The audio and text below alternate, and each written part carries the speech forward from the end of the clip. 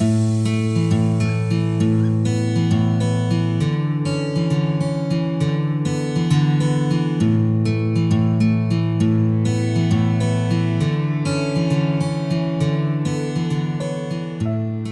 to this episode of Vietnam Insights. I'm Matthew Lowry. And I'm Adam Correll. And today we're going to talk about reporting obligations and governance in Vietnam. So Adam, where do we start with this conversation? Well, governance and reporting requirements are critical. They build trust with stakeholders and ensure compliance. So let's start with the basics, Matt. What's important for foreign investors in this space? I think the understanding here of legal obligations, the reporting compliance obligations, and best practice, because a lot of what we have in Vietnam from the governance process and expectations do differ from what foreign investors would have. And that's both the reporting, but also just general expectations of what is good business practice. So as we start, I always build this idea, and we've had previous discussions about this in other carbon podcasts, about the compliance calendar. Starting to understand what you have to submit when you have to submit it. That is both your financial reporting, your tax reporting, but also your investment reporting, your statistical reporting, your labour reporting. All of those things are a fixed element that you need to plan in using your calendar. Yep, and are there differences between LLCs and joint stock? There are some differences between foreign invested and local and LLC, limited liability companies, and joint stock companies. They don't change enough for this conversation to actually make a difference. Foreign investor, for example, might have some investment reports and additional reports on statistics, but fundamentally, they don't vary that much. One thing just on that joint stock is there's an extra layer, because a joint stock company is a public company by default. So it has an extra layer of governance and reporting built in. But if your stock exchange listed, obviously that's going to be different again. Yep, thank you. So what sort of lessons and what sort of things have you seen go wrong with that? And I'm happy to touch on shortly about some of the actual elements that are involved. But what are some of the things that we see, mistakes that we commonly see? Yeah, so not implementing best practice, and that's international best practice, not having processes and systems that are going to work with the compliance calendar that you said. So it's good, you need to know what to do, but how do you do it? And is that, and probably my view, but you agree, that's partly because there isn't a culture of governance as a natural part of Vietnamese business society. It's not built as trust no one, report what you have to report, and just do that's all we have to do. As opposed to the international expectations, which is about transparency, which is about accountability. That doesn't really exist historically in the Vietnamese corporate space. Yeah, and I think we'll touch upon that a lot more in future chats.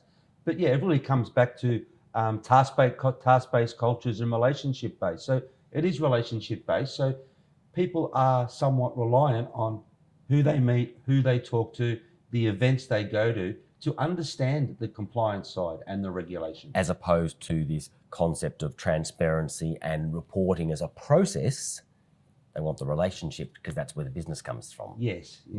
So if I was going to I'm looking at the governance and reporting here and compliance obligations. We've got our calendar.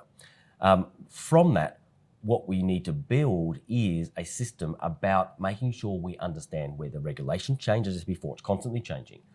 Due dates, but what's the contents, what's the implications, and what's the group need? What does the parent need? Foreign investors have different requirements. Really planning that. So the compliance calendar I mentioned is a start, but having those processes and systems, having underlying review of what's happening. Because if something's being lodged, a statistical report that makes no sense, and you get pulled up with that. Statistical reports, for example, are more of a nuisance in my opinion, but you have to lodge them. But if you're submitting relatively useless information, you get pulled up on that. What does that mean for the rest of the business? What does that mean as far as the underlying data and the reliance on information within a company? So it really is bring everything to that high level and don't lower it, but make sure everyone understands what they need to do.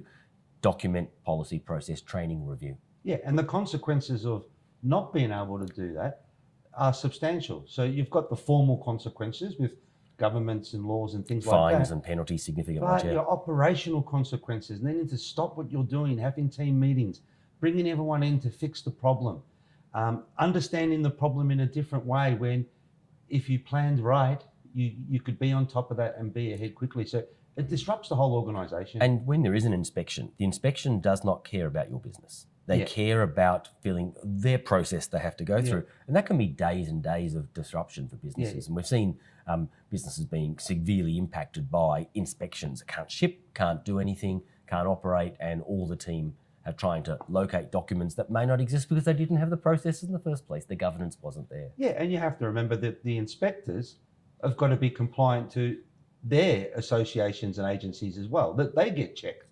So, don't end up in that space. And Vietnam is a very, I'd say, bureaucratic in some way, but there's multiple agencies. So you might have, if you're manufacturing, if you're retailing, you might have the market police, you might have the customs department if you're importing, you might have the tax department, you might have labor department, you might have the trade unions involved in the process.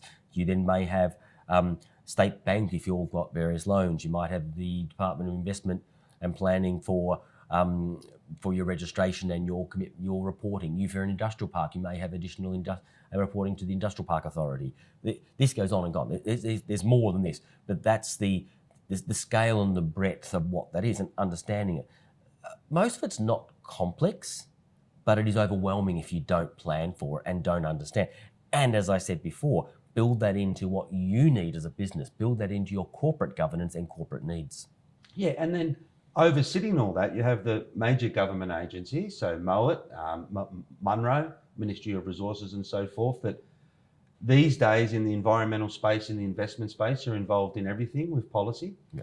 And how do you know what's going to happen in the future, where the regulations are going? It's not out there to read in a document. There's decrees and there's hints where it may go, but you need to be confident on where it's going. And that's when a whole another layer of roles and responsibilities within your compliance setup is required, such as a dedicated team member that goes to industry events, is on panels, is having those discussions behind the scenes with experts, professionals, government officials, to really have their finger on the pulse on where things could be heading. Research, reading, the formal side on what's happening, and a whole range of other areas in that space. Look, I completely agree, and we're moving a lot of the. Just to sort of finalise this discussion, I think, and move towards a sort of conclusion. I think this transitional approach that you've sort of touched on of where Vietnam is really important. This impact on energy and green environmental requirements and commitments that Vietnam is pushing on international stage and implementing. That has an impact on business and obligations, requirements. That's an extra layer of obligations within a business, and they aren't all completely clear. They're moving, and businesses, particularly those entering now in an industrial park, will note it's really complicated to meet some of those obligations, and on an ongoing basis, they're going to keep coming back and make sure. So if you've got the changing world of Vietnam regulations, then you've got governance where it may be there are certain requirements from a group regarding energy use, regarding energy reporting, regarding human resources and diversity, or whatever that might be, and building it into your plans and actually making that the culture. Because some of those are Vietnamese obligations, some may become obligations, and some are just good corporate practice or group practices that have to be followed. And we do see in Vietnam, it's a struggle because people assume that everyone's on board. It takes training, it takes energy, it takes policy to make that happen. Yeah, and I guess the final tip for me would be that good corporate practice and what you already have in place, bringing that, because it's most likely your overseas parent company is prepared for global policies in trade and investment, is working on the environmental side and so forth. So being ahead of the curve and implementing that in Vietnam before it gets stuck in regulation reviews and so forth, at least you'll be ready for when it does happen. Fantastic. So Adam, I think we'll leave it there. Thank you very much. Yep. Thank you, Matt. Always a pleasure. And I think our next podcast next time is going to be on greenfield projects versus established projects and looking at which decision you should make. So have a great day. Thank you.